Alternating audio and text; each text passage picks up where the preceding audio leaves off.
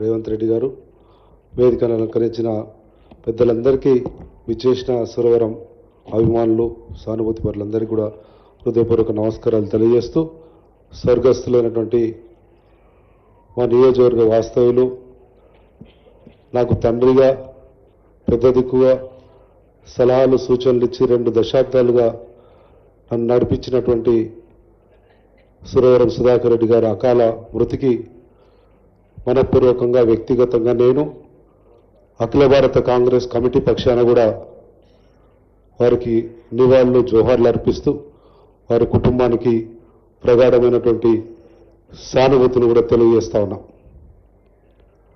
భౌతికంగా వారు మన ముందు లేకపోయినా వారు చూపించిన ఆశయాలు కానీ, లక్ష్యాలు కానీ, సిద్ధాంతాలు కానీ ఇంకా మన కళ్ళ ముందు కదలాడుతూనే ఉంటాయి కనుక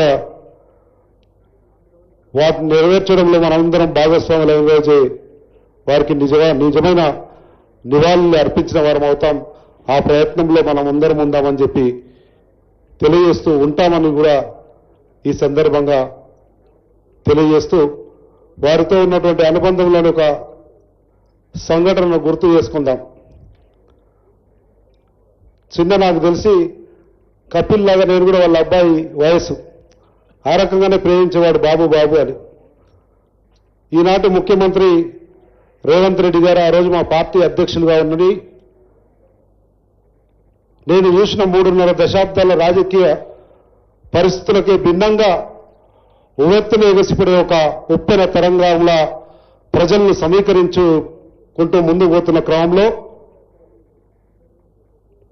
ప్రతి గ్రామంలో కూడా వర్టికల్ డివియేషన్ వచ్చి రాజకీయాల్లో పార్టీలు, వ్యక్తులు, గ్రూపులు అనేటువంటి విభజన వచ్చినటువంటి సందర్భంలో నేను పాదయాత్ర చేస్తా ఉన్నా.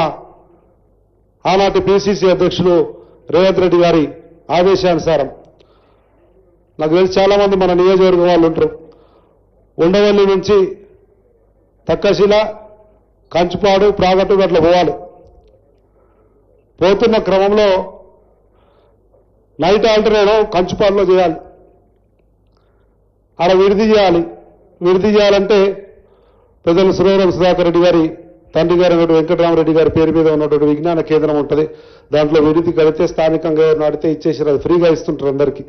కుటుంబేషన్లు, కంప్యూటర్ శిక్షణ జరుగుతుంటుంది. మాకైతే ఇచ్చిర్రు ఆ రాత్రికి. కానీ ఎప్పుడు అటు నుంచి పోయినా పెద్ద ఆయన పాదాభివందనం చేసి ఆశీర్వాదం తీసుకొని పోయేవాడిని. కానీ 500 మందిని వేసుకొని దండుగా కాంగ్రెస్ పార్టీ జెండాలు వేసుకొని ముందుకు పోతున్నా కదా, చిచ్చర పిడుగుల్లా రేవంత్ రెడ్డి గారు ఒకవైపు గ్రామంలో వర్టికల్ డివియేషన్ వచ్చి రాజకీయ వేడి పుట్టినటువంటి సందర్భంలో ఒకవేళ పెద్ద ఆయన పోకపోతే పిల్లోడు రాకపోయి ఈసారి అట్లే వెళ్ళిపోయి అనుకుంటాడు. ఒకవేళ పోతే రాజకీయంగా వర్టికల్ డివియేషన్ వచ్చేసింది,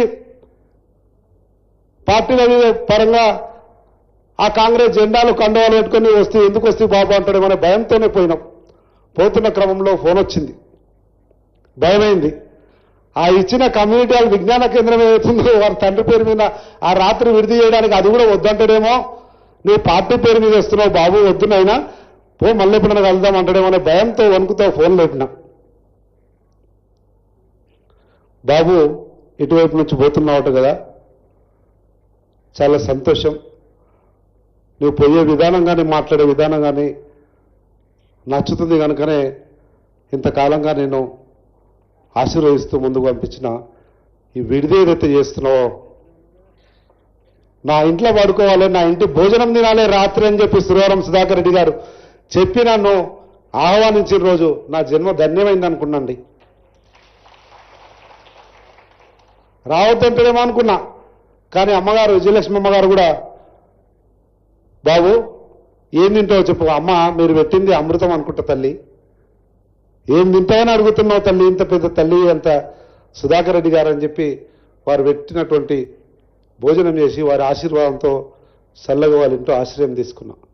ఆ రకంగా ఉన్నటువంటి అనుబంధాన్ని చెప్తాను. అట్లే ఈ మధ్య కాలంలోనే మా గౌరవ ముఖ్యమంత్రి గారు కూడా ఏముందా చూడ సార్ ఎక్కడున్నాడో, ఆరోగ్యం ఇబ్బందిగా ఉందని తెలిసింది, చాడగారు పల్లగారు వచ్చి చెప్పినారని అన్న క్రమంలో ఆ 2-3 రోజుల నుంచి ఆ చర్చ జరుగుతున్న క్రమంలో అనుకోకుండా నేను ముఖ్యమంత్రి గారి కారులో ఉన్న ఫోన్ చేశారు సార్ పెద్ద ఆయన, బాబు ఆ రోడ్డు విషయం చెప్తుంటే ఏమైంది sir sir sir sir sir పెట్టినా సార్ యాక్చువల్గా మేము సీఎం గారి వెహికల్లో ఉన్నప్పుడు ఎవరం కూడా ఫోన్లు ఎత్తాం, సైలెంట్లో ఉంటాయి. కానీ పెద్ద ఆయన ఫోను ఎత్తకపోతే పెద్ద ఆయన పద్ధతి కాదు.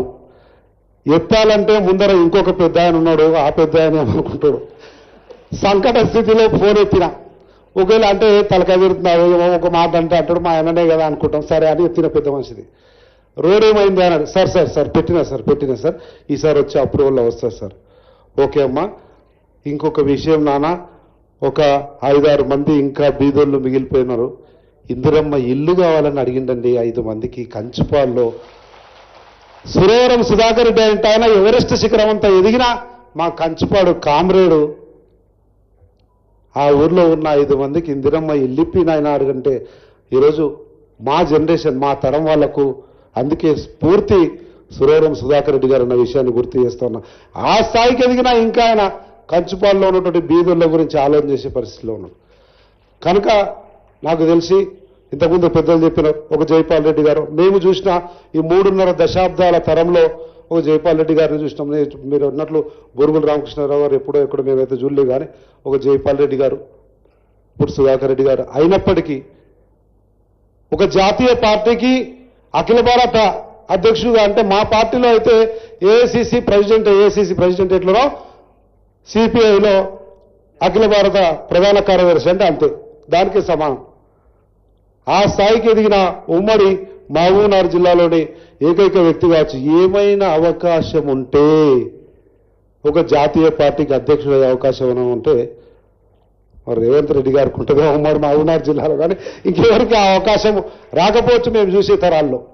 కనుక అటువంటి మహోన్నతమైనటువంటి ఎవరెస్ట్ శిఖరం అంత ఉన్నతమైన విలువలతో, ఒక లక్ష్యంతో, ఒక భావజాలంతో, విస్తృతమైనటువంటి భావజాల వ్యాప్తికి ప్రయత్నం చేస్తూ దేవతలైనటువంటి రెడ్డి గారికి ప్రగాఢమైనటువంటి వాళ్ళు అర్పిస్తూ ఒక్క చిన్న కోరిక సార్, మా ప్రాంతం నుంచి కంచుపాడు అనుకోండి, ఉండవల్లి మండలం అనుకోండి, అలంపూర్ అనుకోండి సార్, మా ప్రాంతం వాళ్ళని చర్చించుకున్నాం.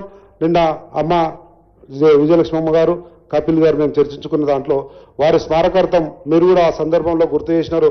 పెద్ద ఆయనకు ఎక్కడో ఒక దగ్గర వారి కీర్తికి ప్రతిష్టకు తగ్గకుండా ఏదైనా చేయాలన్నటువంటి మంచి పెద్ద ఆలోచన మీకు ఉంది కనుక మా ప్రాంతం తరఫున విజ్ఞప్తి చేస్తా ఉన్నాం. అక్కడ నడుస్తున్నటువంటి ప్రయత్నం మీరే ఇచ్చినారు, మీ చేతుల మీదనే జరుగుతుంది. 10 కాలాల పాటు దాదాపు 10-15 సంవత్సరాలు పడావబడ్డది.